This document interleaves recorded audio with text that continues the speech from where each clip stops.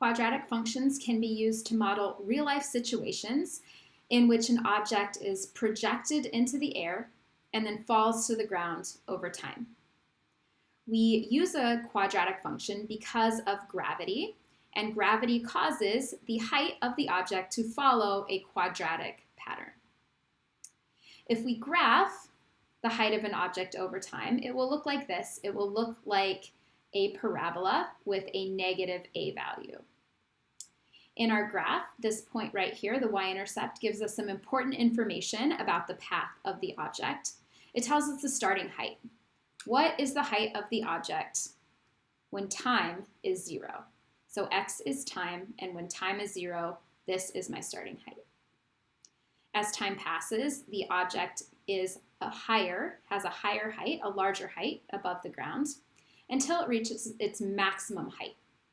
The maximum height is the vertex of the graph, where the x-coordinate tells me when the object reaches its maximum height, and the y-coordinate tells me how high that maximum height is. The object then falls back to the ground until it eventually hits the ground. Hitting the ground means that y equals 0, and so my x-intercept tells me how much time has passed when the object hits the ground. The x-coordinate is time when y is 0. Now we can write our own quadratic functions given that we know how gravity behaves on Earth. Gravity on Earth gives us an acceleration due to gravity of -16 feet per second squared. So whenever I'm given a quadratic situation, if I'm measuring height in feet, it will start with -16 x squared. That is the acceleration due to gravity in feet per second squared. Then I'm going to write my x term, including the initial upward velocity of the object. So this cannonball is shot into the air with an upward velocity of 40 feet per second. So this 40 is my initial upward velocity. And then h0 right here is my starting height. So my situation tells me the cannonball is shot from a 1.5 foot tall cannon. So here is my function representing the situation. It includes the acceleration due to gravity, the initial velocity, and the starting height. So if I'm thinking about these important points, this c value, 1.5, or in this case we're calling it our h value, tells me my starting height. So if I were to give you this function rule, you could say the object started at 1.5 feet above the ground. If you were asked to obtain the maximum height or asked when the maximum height occurs, there's two ways you can do that. You can use the formula that we know, opposite of b over 2a. Opposite of b over 2a would be -40 over 2 times -16.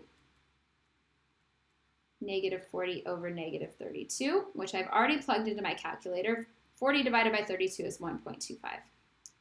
What this tells me is that after 1.25 seconds, my object has reached its maximum height.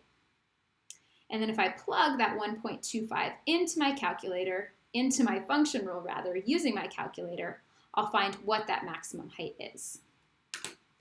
Another way to find that maximum height is to use my calculator or to use Desmos. So I've entered this function rule into Desmos. I can see here's the y-intercept, and then I can use Desmos to identify the vertex. So the time when the maximum height occurs is 1.25 seconds, and then the maximum height is 26.5 feet, which is the y-coordinate when I plug 1.25 into my function. The last important piece of information is that x-intercept. One way to find the x-intercept is using, again, my graph. So my x-intercept here is about 2.5. After about 2.5 seconds, the object hits the ground. So using Desmos, it's really easy to identify that x-intercept. Using a graphing calculator, often we would use a table, and we would make that table go up by tenths or even hundredths to identify when that x-intercept occurs, so when the height is 0. So we can see we haven't reached a height of 0 yet, so we keep going. Not quite.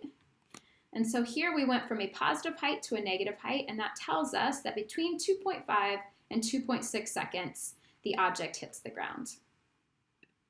Another way to obtain the x-intercept is to solve this equation, negative 16x squared plus 40x plus 1.5 equals 0. If you know how to do that, you can solve that, and that will also give you the x-intercept. And usually this will be done using the quadratic formula.